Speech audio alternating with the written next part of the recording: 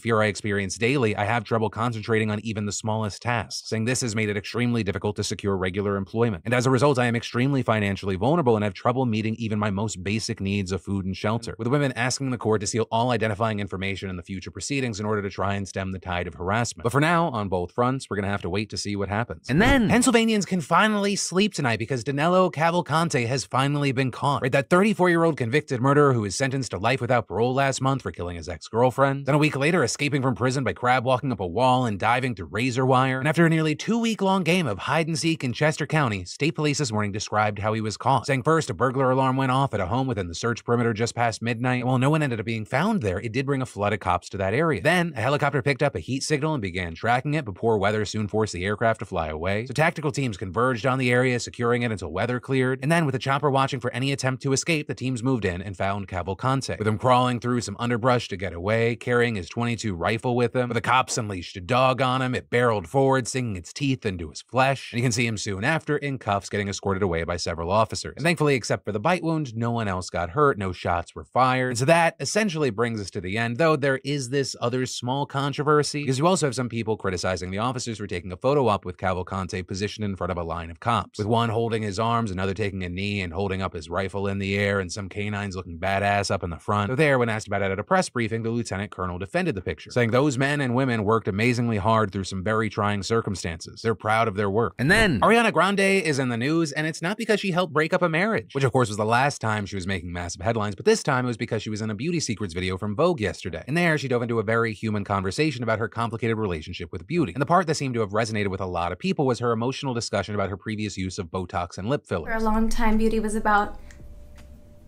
hiding for me.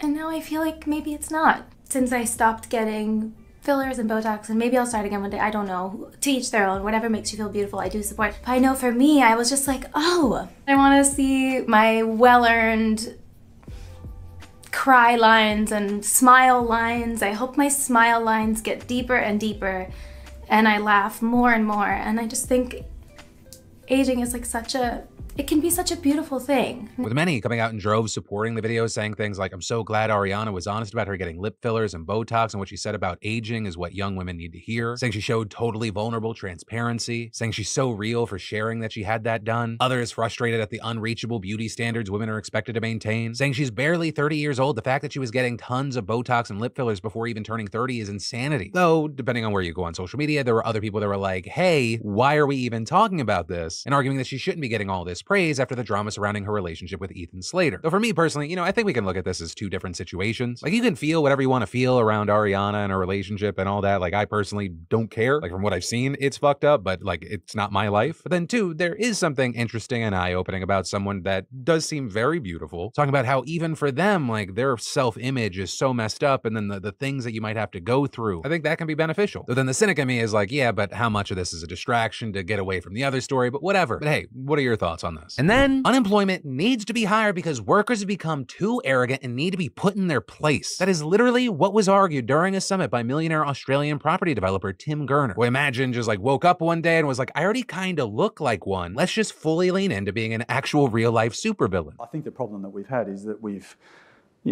have people decided they didn't really want to work so much anymore through COVID, and that has had a massive issue on productivity.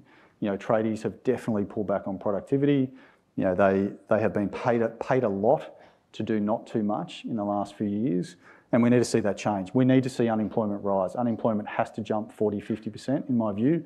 We need to see pain in the economy. We need to remind people that they work for the employer, not the other way around. I mean, there's been a systematic change where employees feel the employer is extremely lucky to have them, as opposed to the other way around. So it's a dynamic that has to change. We've got to kill that attitude, and that has to come through hurting the economy. Yeah, how dare workers think even for a second that they provide any value to their employers? Everyone knows that people are inherently worthless if they aren't working and contributing to the economy, especially the economy of my wallet. So really, they should be thanking the corporate overlords, because without them, people wouldn't have any value. Yeah, we need more pain and fear to put people back in their places. Ugh. Right, so unsurprisingly, that horrible fucking take got a ton of backlash, with one Australian member of parliament even writing, "These are comments you'd associate with a cartoon supervillain, not the CEO of a company in 2023. We even saw politicians politicians from other countries chiming in with that, including AOC, who tweeted, "Reminder that major CEOs have skyrocketed their own pay so much that the ratio of CEO to worker pay is now at some of the highest levels ever recorded." Others also noting this isn't the first time that Gerner has shown the public what an insanely out-of-touch idiot he is, with this being the same man who went viral back in 2017 for literally saying that millennials will not be able to afford their own houses because they buy too much avocado toast. Man, I'm not saying do it, but just the more he talks, the more punchable his face looks. Yeah, I guess just another unfortunate daily reminder that just because you have a lot of money, it doesn't buy you class or decency or even save you from being a fucking moron. And then, for the past week, the world's been watching to see if one American man can escape the depths of the earth alive. A 40-year-old veteran cave explorer, Mark Dickey, co-led a team to map a new passage in the Morja Cave, one of the deepest in southern Turkey. But then, 3,200 feet below the surface, he suffered gastrointestinal bleeding that left him frail and incapacitated. With him saying he kept throwing up blood, and then my consciousness started to get harder to hold on to, and I reached the point where I was like, I'm not gonna live. But then, on September 2nd, news of his impending doom reached the surface, and an international team of at least 200 aid workers and cave experts launched a rescue operation. And they reached him around the middle of last week and began the slow, long ascent up a zigzagging path higher than 2 Empire State Buildings. First, they put him on a stretcher since he can't climb, and then they wrapped him up in a thermal blanket since it's wet and cold, about 39 degrees Fahrenheit. Then they began hauling him out, but it was also far from simple. Some passages were so tight, they had to be widened to fit the stretcher through. And his condition worsened so much that at one point, medics and rescuers had to give him a blood transfusion down in the depths. They were passing waterfalls, deep pits, the cave even flooded with over 3 feet of water at one point. But then finally, this week, they maneuvered him through the last few hundred feet of the cave, sometimes struggling just to keep him level during near vertical portions of the narrow climb. And just past midnight local time, a stretcher emerged from the final exit carrying one very tired, middle-aged man with a huge grin on his face. And that man telling reporters, "It is amazing to be above ground again.